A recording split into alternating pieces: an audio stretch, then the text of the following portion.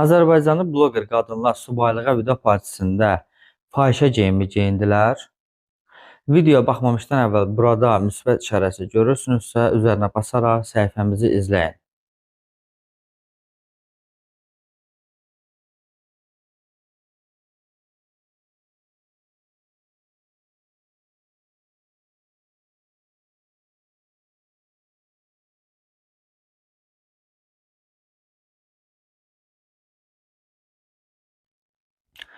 Bu video çox böyük qınağa səbəb oldu. Belə ki, 18-ci əsrdə Fransada yaranan rokoko stilli bu paltarları kurtizanlar, yəni zadəganlarla cinsi münasibətdə olan fahişələr geyinirdi.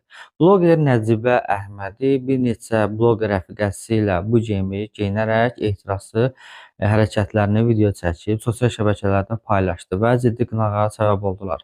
Onlardan biri də Aya Prime kimi tanınan influencer olub. Onun tənqidindən sonra hər iki bloqer bir-birini izləmədən çıxardı.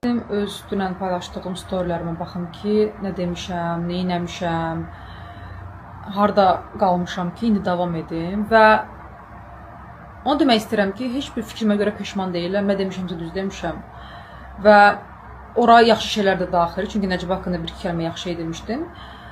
Unfollow edib məni, canı sağ olsun, heç bir problem yoxdur. İlk insan deyil ki, məni unfollow edir, son da deyil. Kimlər Əziz izləyicilər, siz necə düşünürsünüz? Azərbaycan qadınlarına belə geyim və hərəkətləri yaraşdıra bilirsiniz? Ümumiyyətlə, bloqerlər, əsasən də qadın bloqerlər özlərini necə aparırlar? Cəmiyyətə hansı təsirləri göstərirlər? Fikirlərinizi yazmağı unutmayın.